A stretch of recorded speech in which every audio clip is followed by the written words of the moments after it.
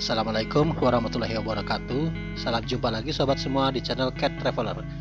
Hari ini saya kembali hadir dalam edisi Time Traveler Part 3, sequel dari video sebelumnya Time Traveler Part 1 dan Part 2. Sekilas review bahwa Time Traveler Part 1 2 minggu yang lalu melempar sejumlah misteri di dunia nyata yang diduga oleh netizen sebagai time traveler. Di video part 2 mengungkap fakta apa saja yang ada di balik misteri time traveler yang disampaikan pada video ke-1. Nah, pada part 3 ini giliran menyampaikan apa kata ilmuwan tentang perjalanan waktu. Narasumber yang kita ambil adalah para ikonik fisikawan, yakni Albert Einstein, Stephen Hawking, dan NASA. Ada teori yang pastinya mencengangkan Anda ya. Dan terakhir akan disampaikan pula apa pandangan agama tentang perjalanan waktu. Namun sebelum kita mulai, saya akan tegaskan dulu bahwa channel ini meskipun miskin viewer dan kemasannya masih monoton, namun sama sekali tidak berniat untuk menyampaikan hoaks yang bombastis atau sensasi-sensasi fiksi dengan maksud mencari viewer atau subscriber. Channel ini tidak akan mencampur adukan antara fakta ilmiah dan kisah-kisah fiksi, meskipun resikonya konten ini tidak punya nilai sensasi. Di samping saya memang orangnya kaku ya, kayak robot. Makanya ngejomblonya awet. Oke, untuk mempersingkat waktu, kita akan mulai aja ya. Pertama, pandangan NASA tentang time travel. Dalam situs resminya NASA Science, NASA mengatakan bahwa perjalanan waktu dimungkinkan secara sains, yakni dengan bergerak dengan kecepatan yang sangat tinggi. Maka kita akan mendapatkan atau melakukan perjalanan waktu ke masa depan. Nah loh, NASA mendukung perjalanan ke masa depan? Ups, jangan kegeeran dulu ya kawan. Ternyata yang dimaksud oleh NASA tentang perjalanan ke masa depan di sini berkaitan dengan teori relativitas khusus. Intinya, NASA mengatakan bahwa akan terjadi dilasi waktu ketika kita bergerak dengan kecepatan yang sangat tinggi, sehingga kita ketika kembali ke bumi akan mendapati bumi seolah sudah ada di masa depan karena sudah menjalani waktu yang lebih panjang dari kita. Jadi NASA tidak bicara soal lompat ke masa depan atau ke masa lalu seperti yang ada dalam film-film fiksi. Jadi pandangan NASA tentu saja sesuai dengan konteks sains ya. Clear ya sob ya. Kedua, teori Stephen Hawking. Hawking punya teori sendiri yang agak mengejutkan. Ia menggagas teori perlindungan kronologis bahwa hukum fundamental alam semesta mencegah terjadinya perjalanan waktu ke masa depan atau ke masa lalu. Ia melanjutkan bahwa tidak adanya turis atau wisatawan yang datang dari masa depan mengunjungi kita di masa kini membuktikan bahwa alam semesta sangat memproteksi kronologis atau terjadinya perjalanan waktu. Ya, demikian pendapat Stephen Hawking ya. Clear ya sob? Lalu, apa kata Albert Einstein, dedengkot fisikawan yang sangat ikonik ini? Tentang perjalanan waktu, sudah jelas posisinya. Dialah pencetus relativitas khusus maupun umum, di mana perjalanan waktu yang dimaksud adalah dilasi waktu. Teorinya sudah jelas, tidak ada materi yang bisa bergerak melebihi kecepatan cahaya. Lalu, apa pendapatnya tentang penjelajahan waktu? Ya, sang begawan fisika ini menggagas teori yang sangat mencengangkan, yaitu block universe, yang mengatakan bahwa masa lalu, masa kini, dan masa depan adalah sesuatu yang sudah eksis secara berdampingan dalam apa yang disebut block universe.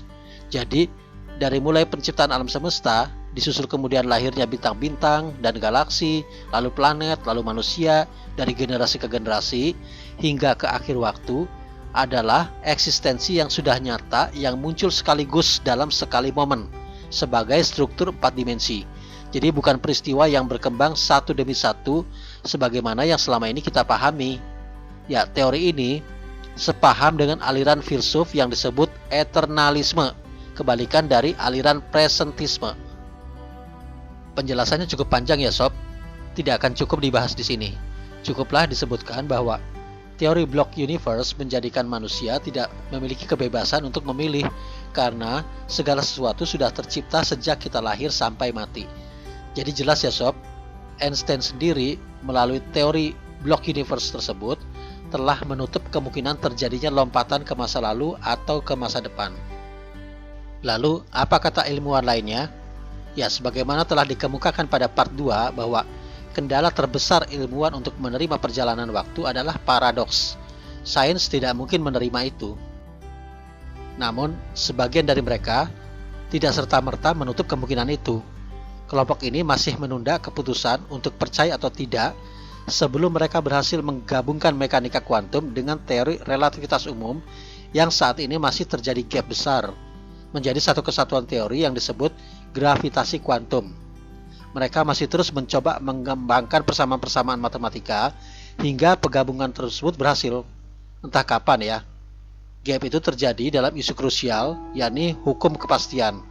Dalam relativitas umum, hukum fisika itu adalah sebuah kepastian yang berlaku sama di belahan alam semesta manapun. Sebaliknya, dalam level subatomik, berlaku hukum ketidakpastian. Itu yang membuat semua kemungkinan bisa terjadi. Nah sobat, kita sudah mendengar 4 pandangan ya, yakni NASA, Hawking, Einstein, dan ilmuwan umumnya. Sekarang giliran pandangan agama. Apa kata agama? Tapi sebelum mulai, saya ingin menanggapi dulu pendapat rancu di kalangan sobat yang mengatakan bahwa agama dan sains adalah dua hal yang berbeda dan tidak ada hubungannya. Ya, ini pendapat yang ambivalen ya.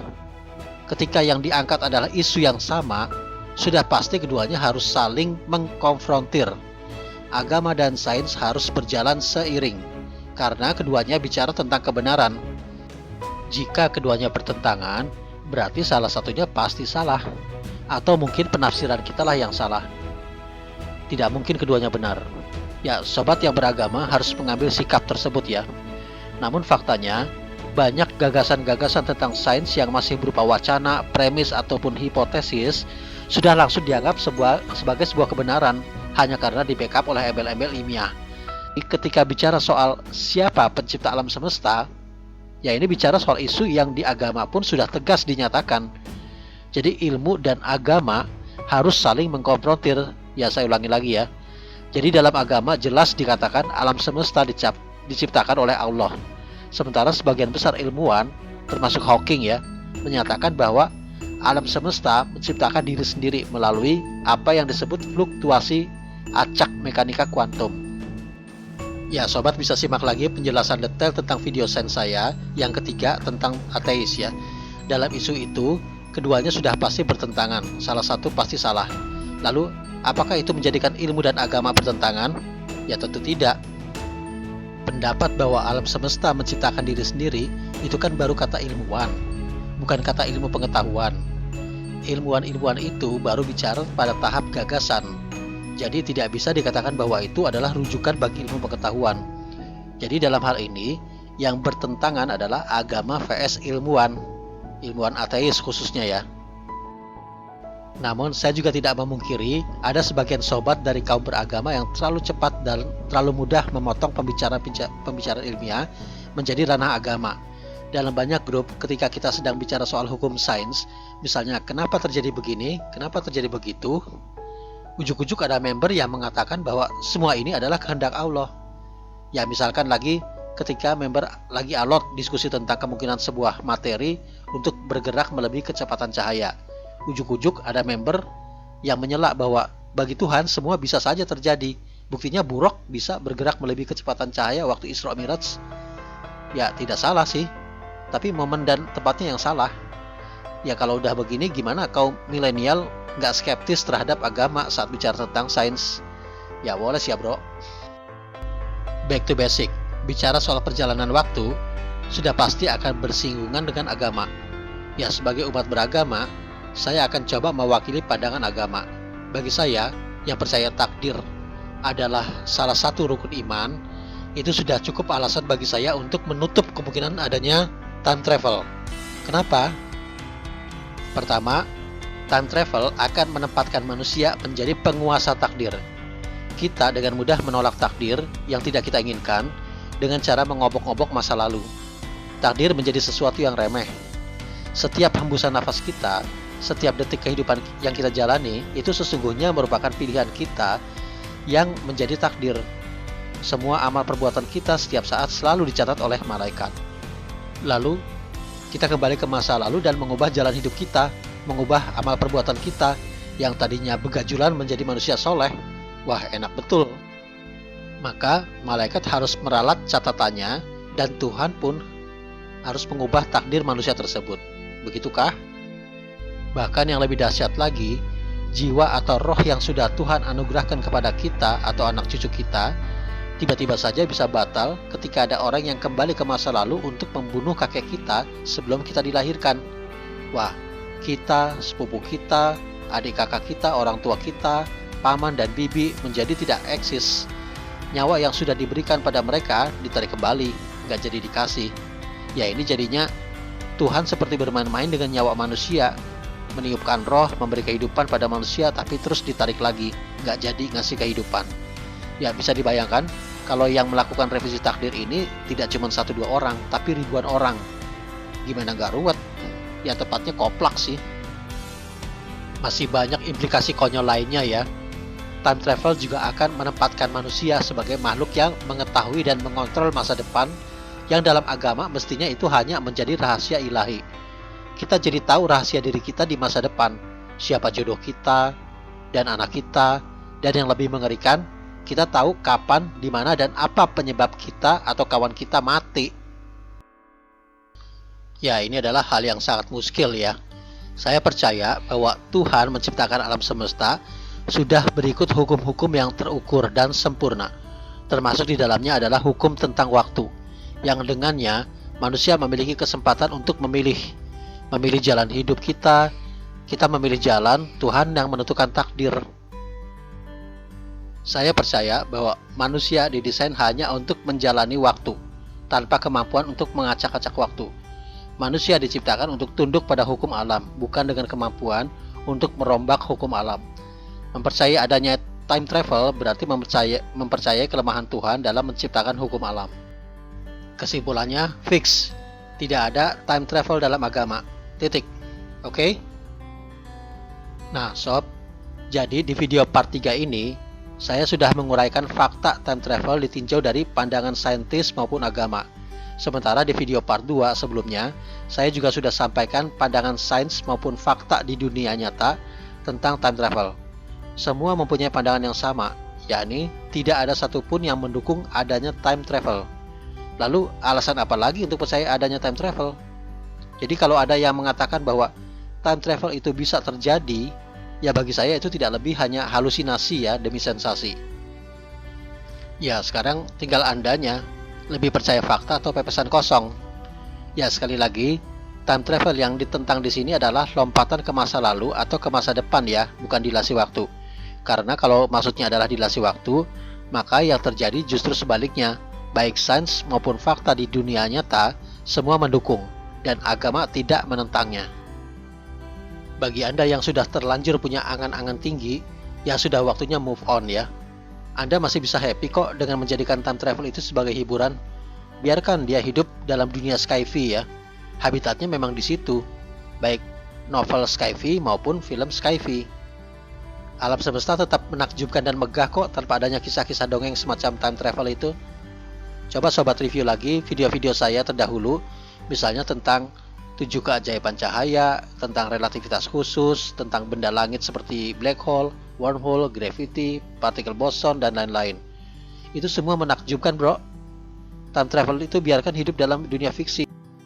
Hidup Anda tetap seru kok. Oke? Case closed. Sebelum saya akhiri, saya ingin komentari teori Einstein tentang block universe dulu ya. Dalam satu hal, saya setuju dengan Einstein bahwa segala sesuatu di alam semesta ini, mulai dari awal waktu hingga akhir waktu, adalah peristiwa yang sekali jadi, bukan sesuatu yang muncul satu demi satu sebagaimana yang kita pahami selama ini. Jadi, masa lalu masih eksis dan masa depan sudah eksis. Keduanya berdampingan dengan masa kini sebagai satu kesatuan yang nyata dalam sebuah block universe. Seperti buku yang jalan ceritanya dari awal hingga akhir sudah jadi. Nah, masa kini adalah wujud dari kesadaran kita, yakni pada halaman berapa kita sudah sampai membaca buku tersebut. Ya, saya akui imajinasi Einstein luar biasa ya. Tapi, percayakah sobat bahwa hal ini yang ada dalam pikiran saya sejak bertahun-tahun yang lalu? Saya menuangkan pikiran saya ini pada video sains saya di edisi 1, 2, dan 3 sekitar setahun yang lalu. Ya coba sobat review lagi deh video-video saya itu. Saya sudah bicara soal substansi yang sama. Padahal saat itu saya belum tahu soal teori block universe-nya Einstein. Saya baru tahu 2-3 bulan belakangan ini ya. Nah berarti imajinasi saya hebat juga dong ya, kayak Einstein. Hehe, just kidding. Pasti sobat bertanya, bukankah alam semesta sendiri sudah berusia 13,8 miliar tahun? Terdiri dari triliunan galaksi dan bintang yang memiliki waktu kelahiran yang berbeda-beda. Lalu bagaimana mereka bisa disebut muncul sekaligus? Benarkah masa depan sudah eksis dan memaku perbuatan kita ke depan? Jawabannya cukup panjang ya sob. Intinya ada dua aliran sufis tentang ini yang saling berhadapan, yakni presentisme dan eternalisme. Ya tidak mungkin dibahas semua di sini ya. Tapi jangan khawatir sob. Di buku yang sedang saya susun, isu itu saya ulas habis. Oke, back to basic. Pertanyaan tadi wajar muncul. Kenapa? Karena dari awal waktu hingga akhir waktu merupakan perjalanan waktu yang notabene merupakan 4 dimensi. Alam semesta, termasuk diri kita, sesungguhnya berstruktur 4D. Namun kesadaran kita dibatasi hanya 3 dimensi. Sehingga, struktur 4 dimensi yang berupa perjalanan waktu tersebut tidak bisa kita tangkap secara sekaligus, melainkan per satuan waktu, yakni pada masa kini. Sementara di alam struktur 4 dimensi, alam semesta mulai dari awal hingga akhir, semuanya sebenarnya sudah eksis secara berdampingan, dan pastinya bentuknya sama sekali berbeda dengan apa yang kita lihat selama ini dalam bentuk 3 dimensinya. Kalau saya analogikan, ini seperti makhluk 2 dimensi misalnya, yang hanya memiliki kesadaran terhadap ruang di 2 dimensi, yakni panjang dan lebar. Makhluk ini tidak bisa mengidentifikasi atas bawah atau segala sesuatu yang ada di atasnya maupun di bawahnya. Jadi, ketika makhluk 2D ini melakukan perjalanan di atas sebuah eskalator, maka bagi dia sesuatu yang ada di atasnya adalah hal yang gaib, seperti halnya masa depan bagi kita. Sementara apa yang di bawahnya sudah berlalu seperti halnya masa lalu bagi kita. Kesadarannya hanya berada pada elevasi di mana dia berada. Sama seperti kita yang kesadarannya hanya berada pada masa kini saja. Nah, begitulah dunia makhluk 2 dimensi ya. Namun bagi kita yang merupakan makhluk 3 dimensi, eskalator itu adalah sebuah blok yang sudah terbentang dari awal atau bawah hingga ke ujung atas ya. Kita tidak cuma melihat dunia yang elevasinya sama dengan kita. Nah, begitulah analogi alam semesta dalam teori block universe. Andai kita melihatnya dengan mata 4 dimensi, maka alam semesta dari awal penciptaan hingga akhir waktu adalah sesuatu yang sudah terbentang nyata. Jadi, di sisi ini, saya masih sependapat ya dengan Einstein. Namun, ketika Einstein mengatakan bahwa dalam block universe tidak ada kebebasan untuk memilih, di mana manusia hanya menjalankan kehidupan yang sudah ada, maka disitulah saya menolaknya. Bagi saya, kebebasan memilih yang dimiliki manusia atau makhluk hidup lainnya adalah bagian dari hukum alam itu sendiri. Kita bukan robot yang sedang menjalani kehidupan yang sudah ada. Block universe tidak boleh menghilangkan apa yang disebut kemerdekaan manusia untuk memilih. Kita dikarunia akal untuk melakukan banyak hal, termasuk salah satunya kemerdekaan untuk memilih. Pertanyaannya, apakah tidak menjadi paradoks? Di satu sisi, saya setuju bahwa kehidupan dari awal hingga akhir sudah ada, tapi di sisi lain kita mempunyai kebebasan untuk memilih yang notabene bersifat spontan. Bagaimana mungkin dua hal yang bertentangan itu bisa eksis secara berdampingan? Lalu, bagaimana jika tindakan spontan kita membelok dari kehidupan yang sudah tercipta itu? Ya, sampai di sini, saya harus membuka pikiran ya, untuk tidak mendegradasi ilmu Allah itu hanya sebatas pikiran manusia. Saya harus memulai dari mindset bahwa Tuhan tidak tunduk pada hukum-hukum yang sama dengan hukum manusia. Tuhan menciptakan ruang dan waktu, maka logisnya Tuhan tidak terikat ruang dan waktu. Jadi ketika Einstein berkata bahwa kebebasan memilih adalah masalah perjalanan waktu, maka bagi Tuhan, kebebasan memilih kita bukan masalah waktu. Bagi Tuhan, masa lalu, masa kini, dan masa depan adalah sesuatu yang sudah terjembreng secara nyata, yang berada di luar dimensi ruang dan waktu, di mana hanya Allah yang menguasainya. Jadi ketika Tuhan bicara soal surga dan neraka, soal takdir kita di Lauhul Mahfudz, soal kiamat, sesungguhnya Tuhan sedang bicara sesuatu yang sudah terbentang dalam genggamannya, bukan sedang bicara ramalan masa depan yang belum terjadi baginya. Karena seperti yang tadi saya katakan, masa lalu, masa kini, dan masa depan adalah sama saja bagi Tuhan, sesuatu yang sudah ada secara berdampingan. Sementara bagi kita, semua itu memang masalah waktu. Jadi jangan sampai ada yang mengatakan ya, kalau semua sudah tertulis dalam Lauhul Mahfudz, buat apa kita berikhtiar dan berdoa? Ya, dengan penjelasan saya di atas, jelas bahwa semua doa dan ikhtiar kita sekarang, sespontan apapun itu, sudah diketahui Allah. Karena sekali lagi, Allah tidak terikat ruang dan waktu. Dalam tataran absolut, masa lalu, masa kini, dan masa depan, termasuk spontanitas kita itu, merupakan satu paket. Jadi jika kita sekarang berdoa dan berikhtiar, ya tentu hasilnya di Lauhul Mahfudz itu akan berbeda dengan jika kita bermalas-malasan dan begajulan. Ya, jadi apa yang saya sampaikan ini sebenarnya hampir sama ya dengan teori block universe-nya Einstein. Perbedaannya hanya terletak pada level dimensinya. Einstein menempatkan block universe hanya pada level dimensi waktu.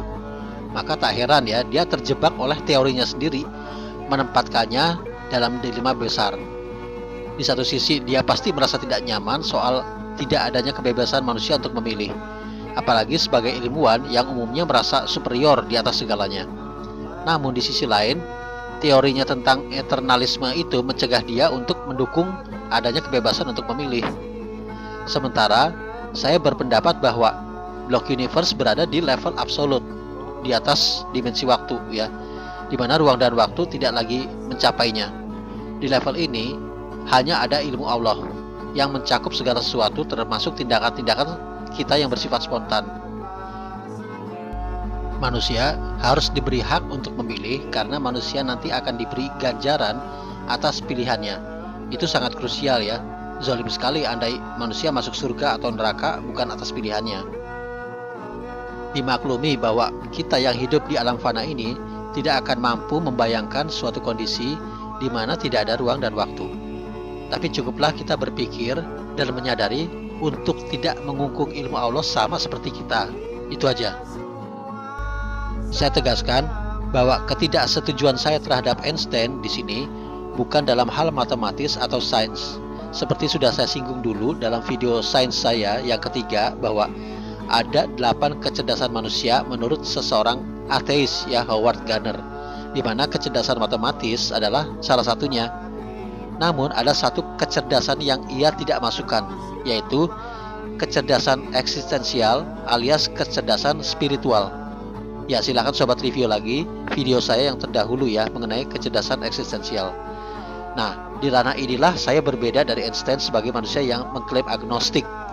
Jadi jangan dipelintir ya, seolah saya keminter melawan manusia terjenius di muka bumi ini. Oke, begitu ya sob penjelasan saya. Mohon maaf kalau ada salah kata. Saya rasa cukuplah video saya tentang time travel dalam 3 edisi. Ya, sebenarnya masih banyak penjelasan yang harus diberikan, tapi tidak mungkin diberikan semua dalam YouTube ya, kepanjangan. Jadi, sobat yang ingin menggali informasi yang lebih jauh, tunggu saja buku saya selesai ya, entah kapan. Maklum, saya kerjainnya tuh sambil curi-curi waktu ya. Sayangnya, saya tidak pandai curi-curi hati wanita. Jadi kalau ada wanita cantik yang mau curi-curi hati saya, ya kesempatan itu terbuka lebar kok. Oke sob, sampai jumpa lagi di lain kesempatan. Assalamualaikum warahmatullahi wabarakatuh.